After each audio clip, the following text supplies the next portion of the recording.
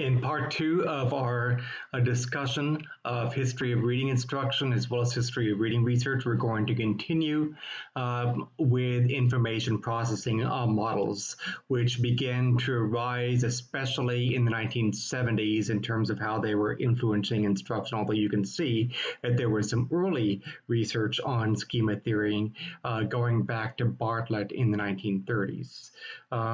With information processing, one strong area of research is organization of knowledge and mental processing and memory. So you're looking at how is knowledge organized in the mind, and how does that organization distinguish novice readers from more expert readers. We get into schema theory with Bartlett and others. File cabinets in the mind, if you will. Prior knowledge is linked to individual perspectives on what they read and what they hear. Prior knowledge is linked to attention as well as interpretation and recall of information from written text.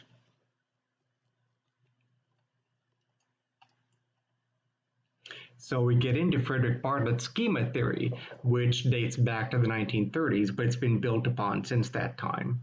Bartlett proposed that people have schemata, or unconscious mental structures in their brain. These represent an individual's generic knowledge about the world. It is through schemata that old knowledge influences new knowledge, because of course we're storing that old knowledge. The schema construct was developed during the period when psychology was strongly influenced by behavioristic approaches. Because schema construct was not compatible with the behaviorist approach, though, it eventually faded from view in the 1930s and 40s, later to be revived in the 1970s and 80s and so forth. We get into what's called frame theory with Marvin Minsky, which is another way of looking at schema theory, kind of as an updating, an elaboration on schema theory, drawing on research at the time in the 1970s on computers and how computers operate. Minsky developed the frame construct to represent knowledge in machines. He proposed that fixed or generic information can be represented as a type of frame that comprises slots that accept a certain range of values. That's the way machines were operating in the 1970s, and that's the way that he proposed our brain operates too. If the world did not provide a specific value for a slot, then it could be filled in by a default value, again, similar to the way that computers were operating in the 1970s. So we get into an updating on the old schema theory. Providing a relevant schema improves comprehension as well as recall.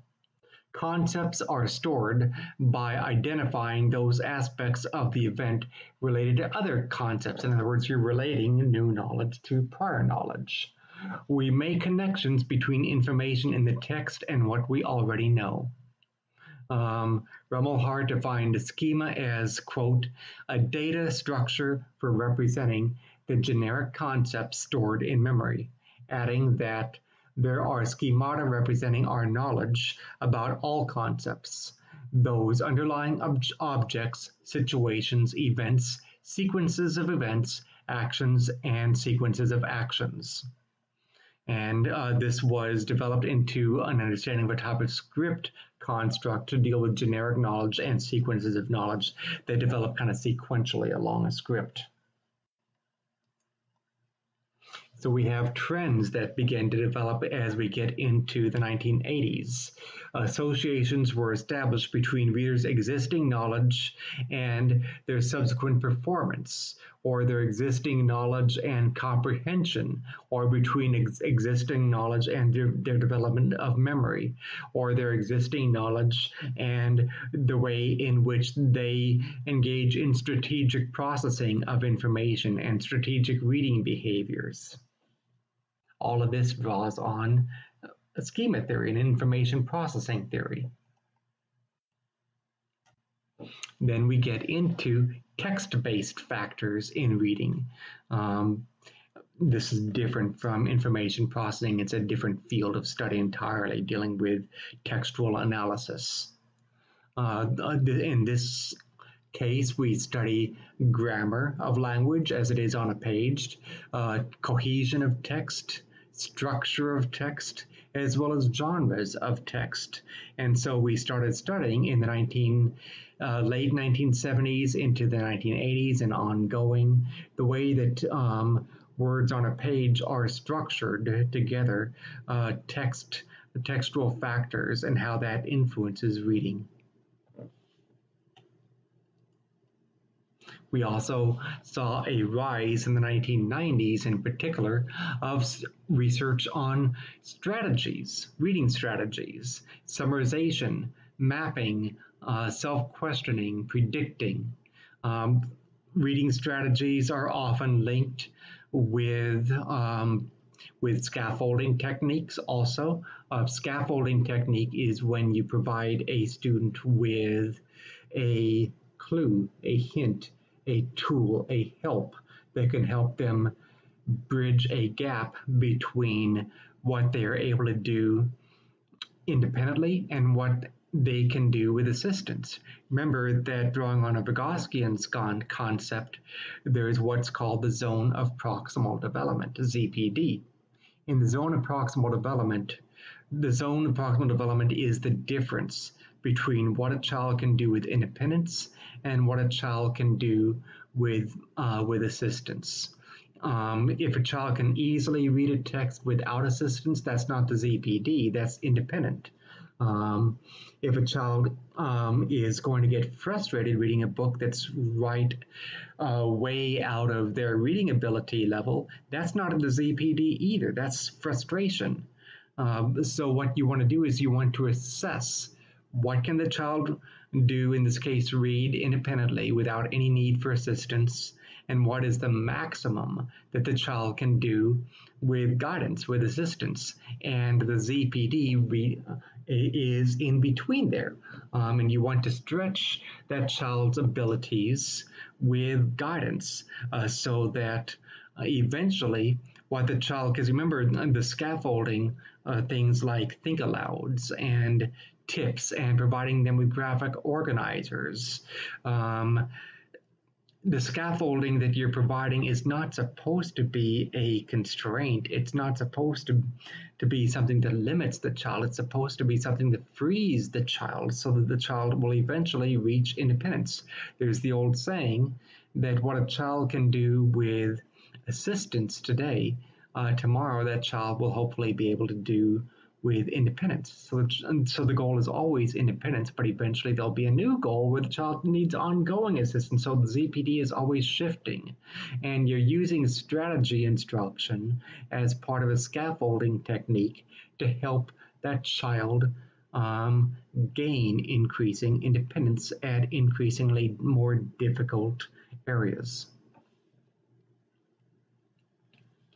We also, drawing on the work of Louise Rosenblatt and others, Dewey, get into transactional views, and also Vygotsky is very influential on transactional views also. You look at the combination of aesthetic, which means emotion, artistic views of reading, as well as efferent, that's meaning making, truthful, what are the facts here, and where does the reader stand as the reader engages in this transaction between the reader and the text, and in that transaction between the reader and the text, new meaning is made. Again, we get into Louise Rosenblatt, who led a very interesting life, by the way. Go ahead and look into it sometime. For now, I'm just focusing on this, not the side story of her life. But she wrote a very famous book called The Reader, the Text, and the Poem, a transactional theory of the literary work. She theorized that an individual's response to literature falls along a type of continuum from efferent to aesthetic. Those assuming a more efferent stance seek to uncover truths, facts, and those who have a more aesthetic approach want to discover beauty in the story. We also have a sociocultural approach to learning. Sociocultural, social means social, Culture meaning social, meaning culture. So how is reading impacted by our interactions within society and within the cultures in which we operate? This draws upon a growing acceptance that ethnographic and qualitative research can add to our knowledge in the field. It studies literacy within the naturally occurring context of classrooms, homes, workplaces. It's very much holistic and aesthetic based. Whole language is at home with a sociocultural approach to learning. Those of you who might teach second language learners, if you draw on a sociocultural approach, which is very popular among many who do approach second language learning, then you're going to favor learning about the home context, the cultural context of that student's first language in order to build on that first language to inform and help that student gain more mastery of a second language. Learning is thought of as very collaborative between the teacher and the student, and between student and student, and the student and other people in the environment, home, and so forth. The learner is part of a learning community. The classroom becomes a type of community with shared rules, shared understanding, shared practices, shared goals.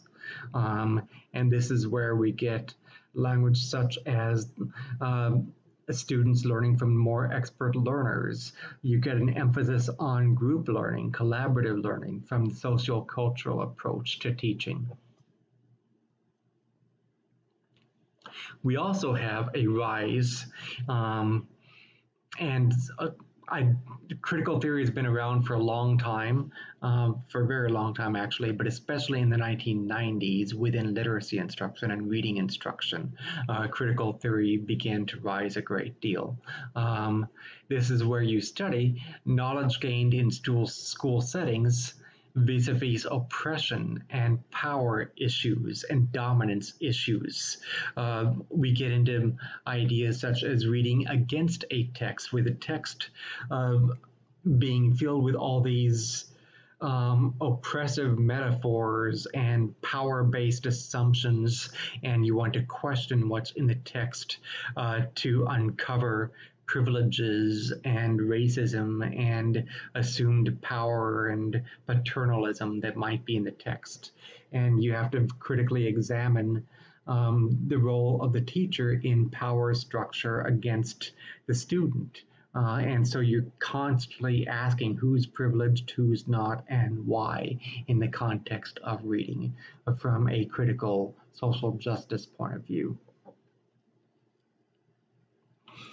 School is seen as a culturally agreed upon interpretation of reality that is unverifiable. So this gets into cultural context. Conditionality of knowledge can arise from domain-specific tasks that you engage in. So again, you look at the exact condition in which learning is taking place, and you question everything within this approach. Instructional procedures are based upon social interaction, social interchanges. Again, it's very dialogical between the teacher and the student, very interactive. We look into the structured nature of knowledge as well. The grouping of problems typical of the domain in terms of forms of knowledge. You look at the heuristic solution of strategy. So in other words, how is knowledge structured in the brain? How is knowledge structured in society? How can we find out patterns of knowledge? Situatedness of learning. Learning is taking place within certain conditions and within an immediate environment.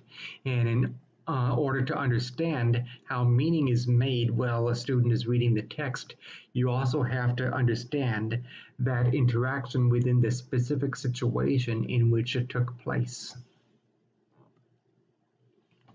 We look at engagement. How do you motivate students? This became a very popular approach starting in the 1990s with the work of John Guthrie. So within this, we look at research on nonlinear approaches, research on discourse, research on how to engage students, how to motivate students. We also get into discourse studies. Discourse studies deal with conversation, dialogue. I'm not going too deeply into this area because I just simply want you to get an overview of these fields and overview of some of the debates that are taking place. Each of these areas could be explored in a great deal of depth. For instance, motivation research, discourse studies, that's a very deep field. I just want to get you a quick little overview of what's going on within the field. With motivation, we look at interest of the reader in the book, goals, self-efficacy, meaning your confidence to read with success in the case of reading, self-regulation, meaning how do I understand my own meaning-making processes and how do I regulate my thought processes in a goal-focused and purposeful, intentional way that can help me have positive outcomes as a reader, understand, comprehend, and the active participation of the reader with the text to make meaning. With motivation, we also look at social perspectives. We look at motivation in relation to interactions with other students or interactions within society, what contributes to a reader being motivated and what can discourage a reader from being motivated, prior knowledge in relation to motivation, ability in relation to motivation. So for instance, does being a strong reader, having certain skills correlate to motivation, or can you be a highly motivated reader even if you're a struggling reader? And in what context? Why? We look at social interaction, cultural interaction in relation to motivation. We also get into digital literacy increasingly these days. Digital literacy gets into the ways in which technology influences the reading process and vice versa, how the reading process is influencing the design of technological learning environments, digital learning environments, and the writing process too. How we are designing technological learning environments, digital learning environments in ways that best respond to reading and writing, and how our reading and writing development, our mental development, our cognitive processing is being shaped by our interaction with technology. This is an area of increasing research right now. But all the while, as we're researching these things, we also are seeing still a very strong emphasis on basic skills and high stakes testing. When I talk about this emphasis on basic skills and high stakes testing, see again why Johnny can't read in the 1950s, very similar trend again. There's the emphasis and the assumption that you have a mass of readers in the American society who are struggling readers.